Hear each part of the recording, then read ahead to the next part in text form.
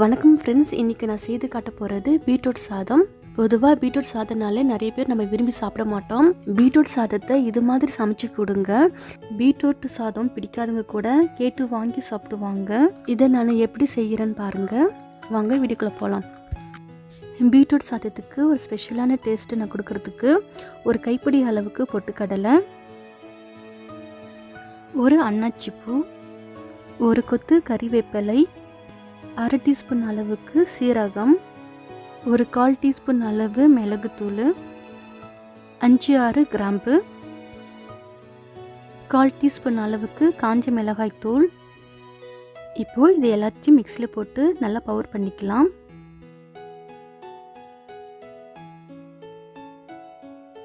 இது மாதிரி நல்லா பவுடர் பண்ணி வச்சுக்கோங்க.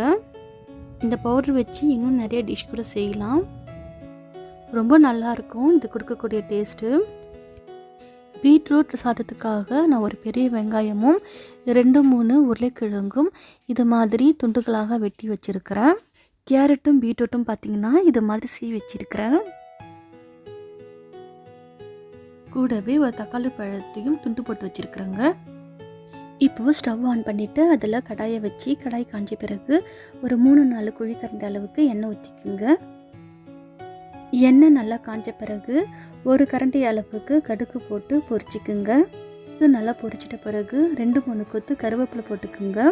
கூடவே நறுக்கி வச்சு வெங்காயத்தையும் போட்டு நல்லா வதக்கி விட்டுக்குங்க.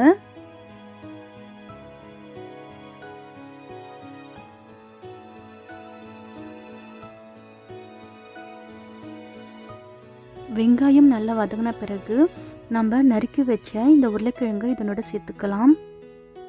இப்போ இதில் அரை டீஸ்பூன் அளவுக்கு இஞ்சி விழுதும், அரை டீஸ்பூன் அளவுக்கு பூண்டு விழுதும் சேர்த்துக்குங்க. கூடவே ஒரு டீஸ்பூன் அளவுக்கு உப்பு சேர்த்துக்குங்க. உருளைக்கிழங்கு ஓரளவுக்கு வதங்கின பிறகு சீவி வச்ச இந்த பீட்ரூட்டை இது கூட சேர்த்துக்கலாம். இப்போ இது நல்லா கலந்து விட்டு வதக்கி விட்டுக்கலாம்.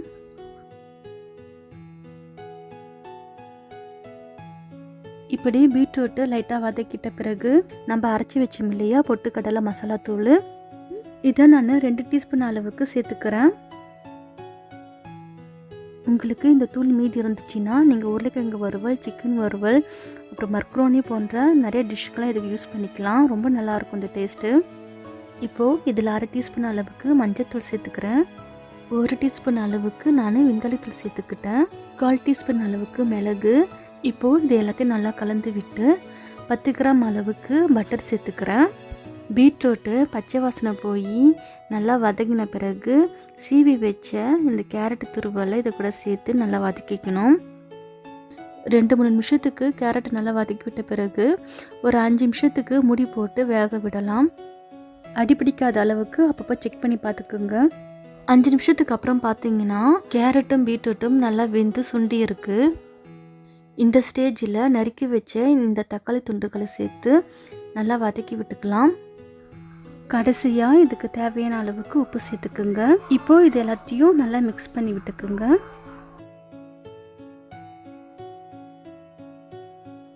இப்போது இதனுடைய பச்சை வாசனை போய் நல்லா சுண்டி வெந்து வந்த பிறகு இதனோட வேக வச்ச சாதத்தை சேர்த்துக்குங்க. நானும் 400 கிராம் அரிசியை வேக வச்சு இந்த பீட்ரூட் சோஸ் கூட சேர்த்துக்கிட்டேன்.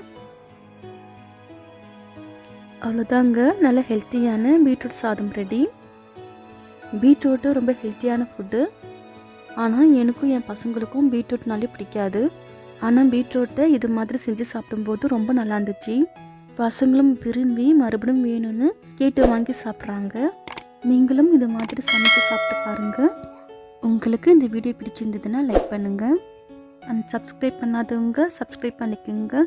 முடிந்தால் உங்கள் உறவினர்களுக்கும் நண்பர்களுக்கும் ஷேர் பண்ணுங்கள். தேங்க்யூ.